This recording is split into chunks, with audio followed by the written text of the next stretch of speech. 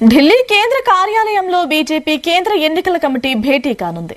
భేటీ నేపథ్యంలో అన్ని రాష్ట్రాల ఎన్నికల కమిటీలు అందుబాటులో ఉండాలని అధిష్టానం ఆదేశించింది. దాదాపు 120 లోక్సభ అభ్యర్థుల ఎంపికపై బీజేపీ కసరత్తు చేస్తోంది.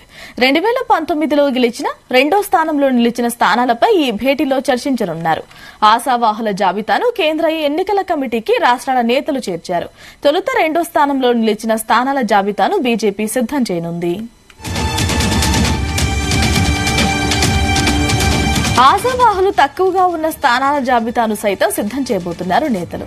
ముందుగానే సగానికి పైగా అభ్యర్థులు ఖరారుకు బీజేపీ కసరత్తు చేస్తోంది. ఇక ఈ రోజు జరిగే కేంద్ర ఎన్నికల భేటీకి తెలంగాణ, ఏపీ నేతలు హాజరు కానున్నారు. తెలంగాణ నుంచి కిషన్ రెడ్డి, బండి సంజయ్, అరవింద్, ఈటెల హాజరు కానున్నారు. తెలంగాణలో ఒంటరిగా పోటీ చేయనున్నట్లు BJP state chief Kishan Reddy ప్రకటించారు. 10 స్థానాలకు ఆశావాహుల జాబితాను తెలంగాణ బీజేపీ తయారు చేసింది. సిట్టింగ్లు మరో 4-5 స్థానాలపై ఇవాళ చర్చించబోతున్నట్లు తెలుస్తోంది. బీజేపీలో మల్కాజ్గిరి స్థానానికి ఆశావాహులు ఎక్కువగా ఉన్నట్లు సమాచారం.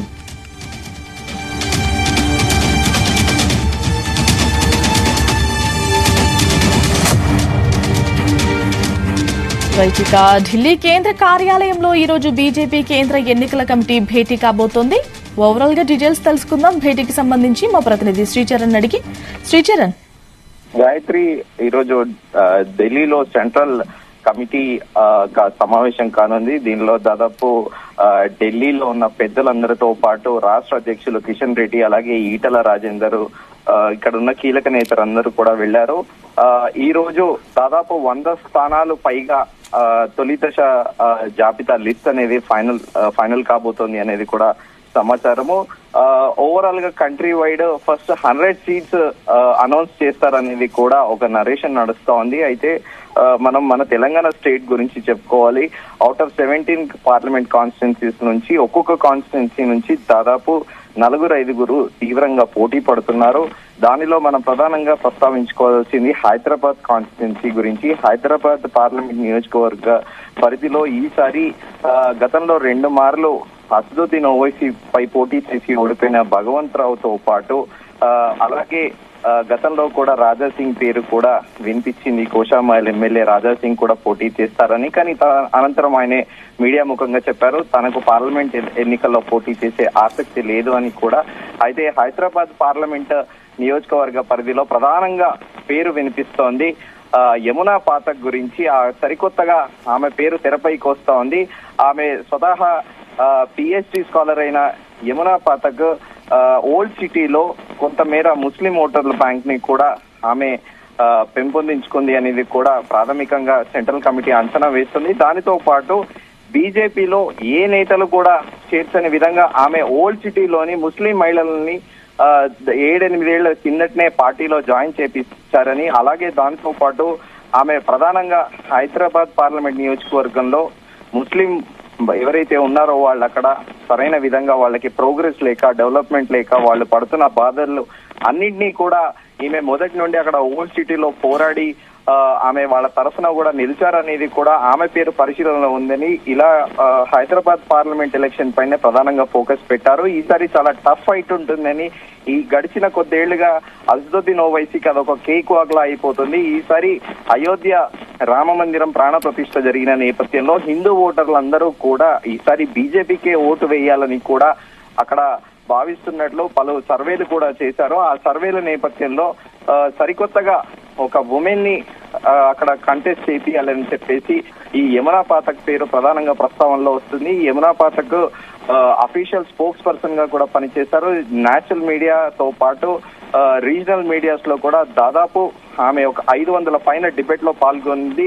అండ్ ఆమె అక్కడ కొంతమంది ఓట్ బ్యాంక్ కూడా సంపాదించుకున్నారనేది ప్రధానంగా ఇప్పుడు చర్చ నడుస్తోంది. సెంట్రల్ కమిటీ మెంబర్స్ కూడా దాదాపు ఈమె పేరు పరిశీలనలో ఉన్నట్టు కూడా తెలుస్తోంది. దీనితో పాటు మల్కాజ్గిరి కాన్స్టిట్యున్సీకి వస్తే మల్కాజ్గిరి కాన్స్టిట్యున్సీలో తీవ్రంగా పోటీ నెలకొనింది. మల్కాజ్గిరి కాన్స్టిట్యున్సీ నుంచి మొదటి నుంచి కూడా ఈటల రాజేందర్ పేరు ప్రధానంగా ప్రస్తావన వస్తోంది. ఈటల రాజేందర్ తో పాటు మురళీధర్ రావు మధ్యప్రదేశ్ ఇన్ఛార్జ్, అలాగే దానితో పాటు RSS కి చెందిన వ్యక్తి పన్నాల హరీష్ రెడ్డి కూడా పోటీలో ఉన్నట్టు మనకు ప్రధానంగా తెలుస్తా ఉంది. అయితే గడిచిన కొద్ది రోజుల కిందట అకస్మాత్తుగా Delhi public school chairman Komaraiah పేరు కూడా వినిపిస్తా ఉంది. అయితే పన్నాల హరీష్ రెడ్డి మొదటి నుంచి కూడా తన కుటుంబం ఆర్ఎస్ఎస్ కుటుంబానికి చెందినది. ఆర్ఎస్ఎస్ లో వాళ్ళ వైఫ్ ని కూడా అక్కడ మల్కాజిగిరి కార్పొరేటర్ గా కూడా ఆయన పలుమార్లు కంటెస్ట్ చేయించారు. సో సంఘ పరివార్ కూడా పన్నాల హరీష్ రెడ్డి వైపే మొగ్గు చూపుతున్నారన్న ఒక వాదన అయితే నడుస్తా ఉంది. అయితే దీనితో పాటు నాగర్ కర్నూల్లో కూడా తీవ్రంగా పోటీ నెలకొనింది. బంగారు శృతి, కేఎస్ రత్నము ఇలా పోటీ పడుతున్నారు. అలాగే మెదక్ నుంచి కూడా ఎం రఘునందన్ రావు, జి అంజిరెడ్డితో పాటు ఈటల రాజేందర్ కూడా అడుగుతున్నట్లు ప్రధానంగా కూడా ఒక నరేషన్ నడుస్తోంది. భువనగిరి నుంచి బుర్ర నరసయ్య గౌడ్ తో పాటు మన్పాల్ రెడ్డి కూడా వీళ్ళందరూ కూడా ట్రై చేస్తున్నారు. వాళ్ళతో పాటు కాసం వెంకటేశ్వర్లు యాదవ్, శ్యామ్ సుందర్ రెడ్డి కూడా ఇలా ఒక్కొక్క నియోజకవర్గం చూసుకుంటే దాదాపు 3-4 తీవ్రంగా పోటీ పడుతున్నారు. అయితే పెద్దపల్లి నుండి టి కుమార్ లేదా ఎవరైనా కొత్త వ్యక్తులకి ఇవ్వాలి అని చెప్పేసి కూడా ప్రధానంగా పెద్దపల్లి పైన కూడా ఫోకస్ చేస్తున్నారు. ఎందుకంటే పెద్దపల్లి అనేది ఆ కాన్స్టిట్యున్సీలో ఇప్పుడు ప్రధానంగా అక్కడ వెంకటస్వామి కుటుంబ సభ్యులు 2 బ్రదర్స్ ఎమ్మెల్యేలుగా ఉన్నారు, వివేక్ అండ్ వెంకట్. వాళ్ళకి మొదటి నుంచి కూడా కాంగ్రెస్ కి అక్కడ కొద్దిగా స్థాంచ్ ఓట్ బ్యాంక్ ఉంది. ఈ నేపథ్యంలో అక్కడ ఒక సరైన క్యాండిడేట్ ని నిలబెట్టాలి బీజేపీ తరఫున అనేది కూడా ఢిల్లీ హైకమాండ్ ఆలోచిస్తుంది. దాంతో పాటు నల్గొండ నుండి మన్నే రంజిత్ యాదవ్ లేదా మరో ఒక కొత్త వ్యక్తి పార్టీలో చేరబోతున్నారని. అయితే ఇప్పటికే అక్కడ నల్గొండ నుండి పోరెడ్డి కిషోర్ రెడ్డితో పాటు గడ్డం సునీతారెడ్డి కూడా ప్రయత్నిస్తున్నట్లు మనకు సమాచారము. ఇంకా మనము జైరాబాద్ కాన్స్టిట్యున్సీ గురించి చూసుకుంటే ఆకుల విజయతో పాటు సంగప్ప, ఇలా చికోటి ప్రవీణ్, ఇలా 4-5 పేర్లు, అలాగే దాంతో పాటు హైకోర్టు అడ్వకేట్ అయిన రచనారెడ్డి గారి పేరు కూడా ప్రధానంగా ప్రస్తావనకు వస్తుంది. అయితే హైకమాండ్ కూడా అప్పట్లో ఒక స్పెక్యులేటివ్ గా నరేషన్ నడిచింది. రచనారెడ్డి వైపే మొగ్గు చూపుతున్నారు అని చెప్పేసి కూడా ప్రధానంగా ఒక చర్చ అయితే నడిచింది. ఈ నేపథ్యంలో ఈ రోజు సెంట్రల్ పార్లమెంట్ కమిటీ నేతృత్వంలో ఈ రోజు కమిటీ సమావేశం కానుంది. ఈ సమావేశంలో ఈ రోజు కీలక నిర్ణయాలు తీసుకునే అవకాశం కూడా ఉందనేది కూడా ప్రధానంగా ఫోకస్ చేస్తున్నారు. దానితో పాటు 2019 పార్లమెంట్ ఎలక్షన్స్ లో ఎవరైతే కంటెస్ట్ చేశారో వాళ్ళు సెకండ్ ప్లేస్ లో ఎవరెవరైతే ఉన్నారో కొంతమేరకు వాళ్ళకు కూడా అక్కడ ఓట్ బ్యాంక్ కాన్స్టిట్యున్సీస్ లో వాళ్ళకి కొద్ది గొప్ప ఓట్ బ్యాంక్ అయితే పెంచుకొని ఉంటారు కదా. సో వాళ్ళకు ఓట్ బ్యాంక్ ఉంటుంది కదా అని ఆ కన్సిడరేషన్ లో కూడా హైకమాండ్ చూస్తున్నట్లు కూడా ప్రధానంగా మనకు వినిపిస్తోంది. ఏదేమైనప్పటికీ మనకి ఈరోజు సాయంత్రం కానీ లేకపోతే రేపటి కల్లా తొలి జాబితా బీజేపీ విడుదల చేయనుందనేది మాత్రము మనకు అందుతున్న సమాచారం. గాయత్రి, శ్రీచరణ్, అంటే సికింద్రాబాద్ నుంచి, నిజామాబాద్ నుంచి, కరీంనగర్ నుంచి, ఆదిలాబాద్ ఇలాంటి ప్రాంతాల్లో ఎవరుండే అవకాశం ఉంది? మళ్ళీ కిషన్ రెడ్డి సికింద్రాబాద్ నుంచి పోటీ చేయబోతున్నారా? ఎలా ఉన్నాయి డీటెయిల్స్?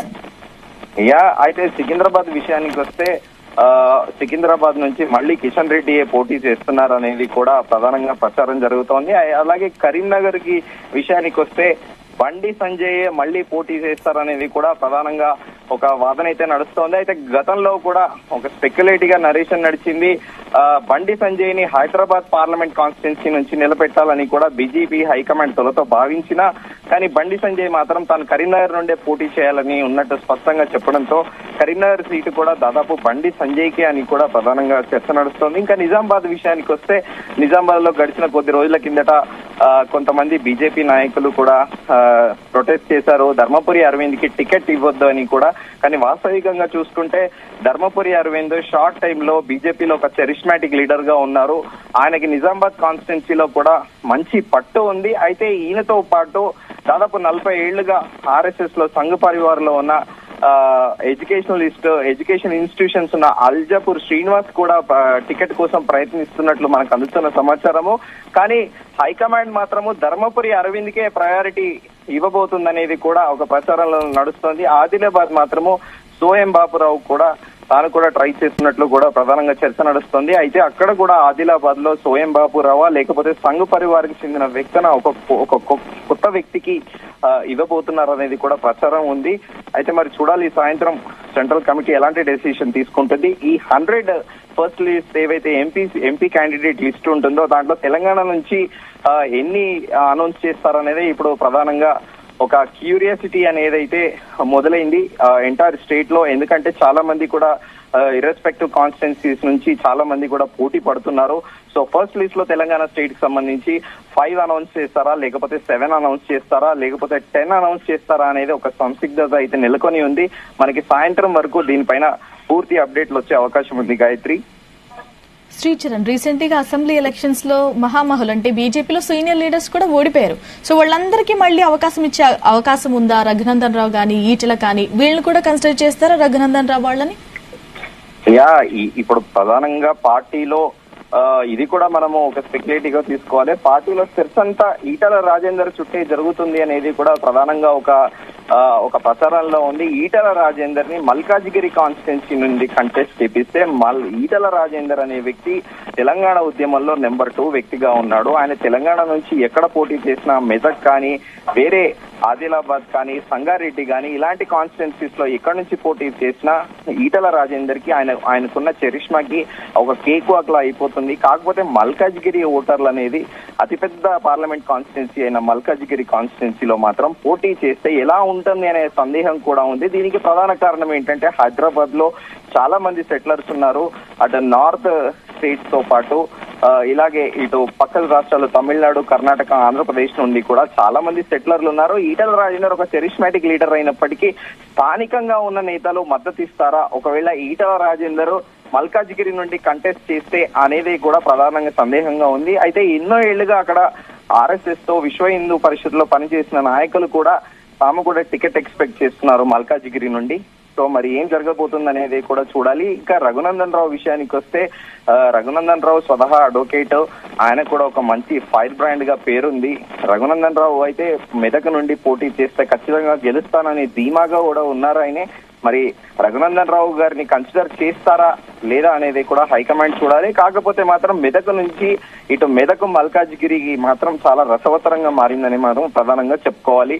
ఎందుకంటే ఇక్కడ రఘునందన్ రావుతో పాటు ఈటల రాజేందర్ కూడా మెదక్ లేదా మల్కాజ్గిరి అనేది మొదటి నుండి ఆయన ప్రస్తావిస్తున్నట్టు కూడా సమాచారము. అయితే ఈటల రాజేందర్ కి తెలంగాణలో ఎక్కడైనా వేరే చోట అకామిడేట్ చేస్తే మెదక్ మాత్రం పక్కగా రఘునందన్ రావుకే ఇచ్చే అవకాశాలు ఉన్నాయని కూడా బీజేపీ వర్గాలు పలుమార్లు పేర్కొన్నాయి. Gayatri, right Sricharan, thank you.